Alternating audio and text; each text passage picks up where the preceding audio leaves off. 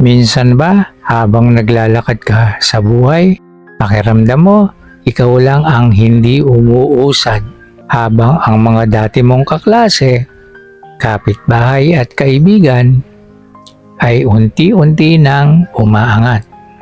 Ikaw naman ay parang naiiwan. Masakit mang tanggapin, pero baka hindi ang swerte ang kulang sa'yo.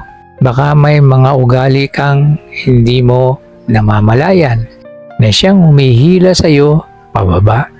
At kapag hindi mo ito binago ngayon, baka 5 taon mula ngayon, ganito pa rin ang buhay mo.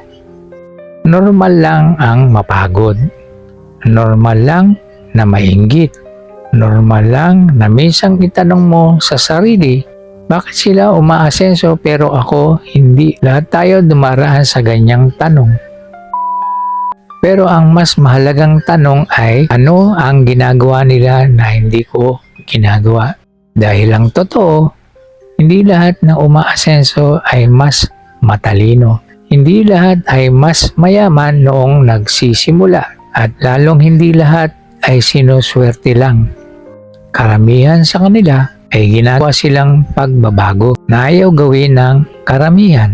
Kaya kung pakiramdam mo ay naiiwan ka na, huwag mong isara ang video na ito dahil maaaring isang mensahe lang ang kailangan mo para magbago ang direksyon ng buhay mo.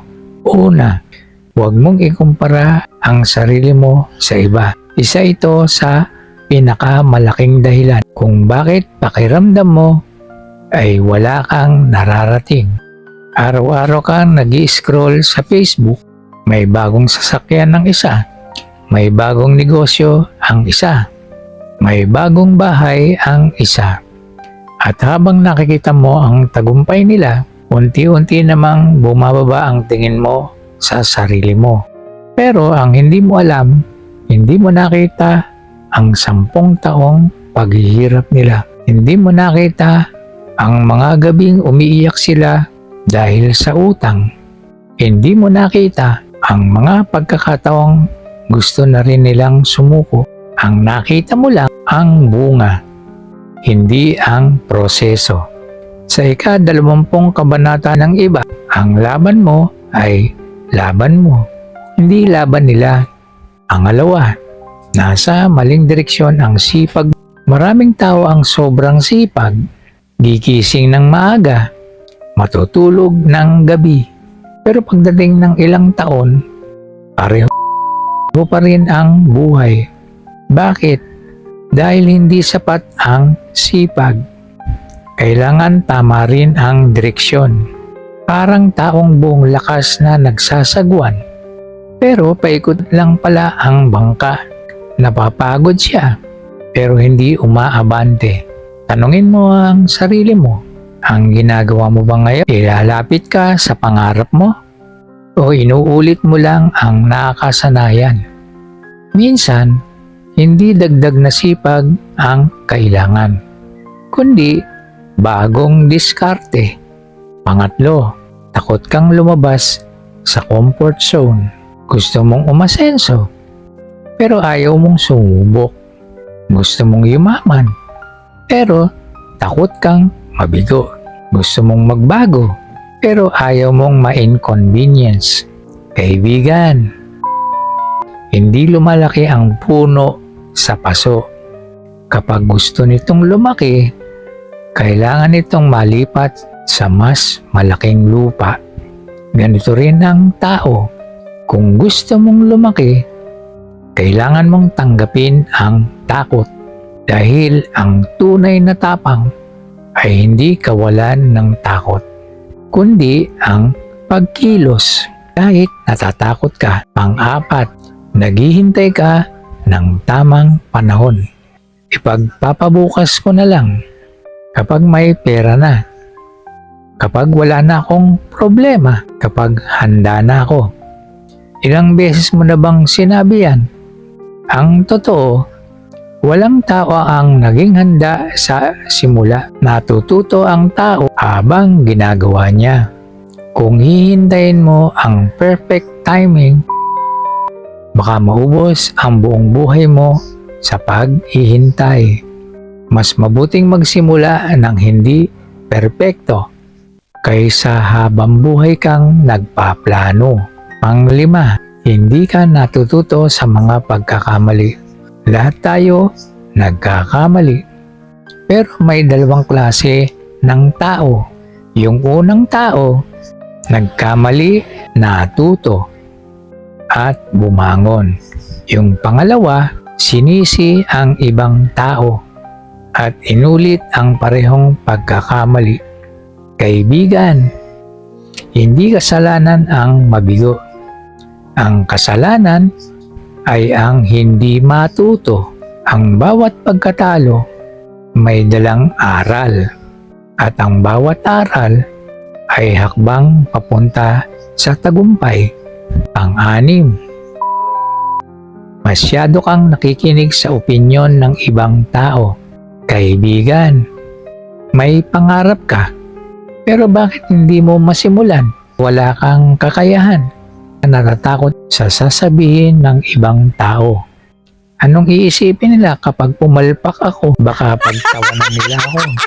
Baka sabihin nilang ambisyoso ako. Pero isipin mo ito.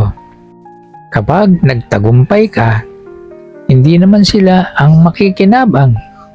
At kapag nabigo ka, hindi rin naman sila ang sasalo sa problema mo. Kaya bakit mo ibibigay sa kanila ang kapangyarihang kontrolin ang buhay mo?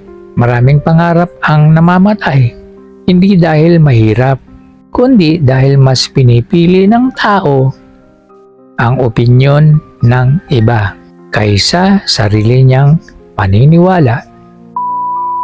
Kung gusto mong umasenso, matutong makinig sa payo, pero huwag mong hayaan ang opinyon ng iba ang magdikta ng direksyon ng buhay mo. Ang 7, kulang ka sa disiplina. Maraming tao ang motivated kapag Lunes, pero pagdating ng Miyerkules, tinatamad na. Kapag inspired, sipag na sipag. Kapag wala ng gana, tumitigil na. Kaibigan, hindi motivation ang magpapayaman sa'yo. Disiplina ang motivation. Parang ulan. Minsan meron, minsan wala. Pero ang disiplina, parang araw. Araw-araw itong sumisikat. Kahit wala kang gana, gagawin mo pa rin ang dapat gawin. Diyan nagsisimulang magbago ang buhay mo. Ang 8, gusto mo ng instant success. Sa panahon ngayon, lahat gusto mabilis. Instant noodles, instant coffee, instant delivery, at pati tagumpay. Gusto instant din. Kapag isang buwan pa lang, tatanungin agad ang sarili, bakit wala pa ring resulta? Kaibigan, ang kawayan, halos 5 taon mo nang nakikitang walang paglaki. Pero sa ilalim ng lupa, lumalalim ang ugat nito. At pagdating ng tamang panahon, bigla itong tataas ng napakabilis. Ganito rin ang tagumpay. Minsan, tahimik lang itong lumalago. Kaya huwag kang mainip. Ang mabagal na progreso pa rin. Ang 9, hindi mo inaalagaan ang sarili mo. May mga taong sobrang sipag, pero kulang sa tulog. Laging stress, hindi kumakain sa tamang oras, at halos wala nang pahinga. Akala nila, mas maraming trabaho, mas maraming kita. Pero ang katotohanan, kapag bumigay ang katawan mo, titigil din ang pangarap mo. Ikaw ang pinakamahalagang puhunan mo. Kapag inalagaan mo ang sarili mo, mas malinaw kang mag-isip. Mas maganda ang desisyon mo. Mas mahaba ang laban mo. Hindi ka makina, tao ka. At ang taong marunong magpahinga, mas tumatagal sa laban. Pang-10, mali ang mindset mo tungkol sa pera. May mga taong kapag dumating na pera, uubos agad. May bagong cellphone, may bagong sapatos, may bagong luho. Hindi masamang mag-enjoy. Pero kung lahat ng kinikita mo, ginagastos mo rin, paano lalaki ang ipon mo? Paano lalaki ang puhunan mo? Ang mayamang tao, hindi lang marunong kumita, marunong din siyang mag-control ng pera. Tandaan mo ito, hindi mahalaga kung gaano kalaki ang kita mo kung hindi mo alam kung paano ito pangangalagaan. Mawawala rin ito. Ang tunay na pag-asenso magsisimula sa tamang paghawak ng bawat pisong pinaghihirapan. Kaibigan, kung pakiramdam mo, ikaw lang ang hindi umaasenso, gusto kong tandaan mo ito. Hindi karera ang buhay. May mga taong nauuna. May mga taong nahuhuli. Pero hindi yon ang sukatan ng tagumpay. Ang tunay na tanong ay, mas mabuti ka ba ngayon kaysa kahapon? Kung oo, nanalo ka na. Huwag mong ikumpara ang bilis sa paglalakbay mo sa paglalakbay ng iba. Ang mahalaga, hindi ka tumitigil. Dahil ang taong patuloy na lumalaban, may pag-asa pa rin manalo.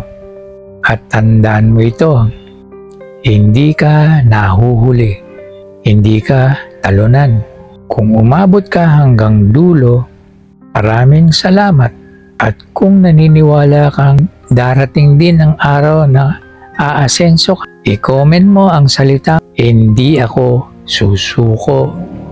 Para balikan mo ang comment na yan balang araw at mapatunayan mong kaya mong baguhin ang buhay mo. Kung gusto mo pa ng mga ganitong video na magbibigay ng inspirasyon, diskarte at lakas ng loob, huwag kalimutang i-like, i-subscribe at pindutin ang bell notification para hindi mo ma-miss ang mga susunod nating videos. Maraming salamat sa panonood.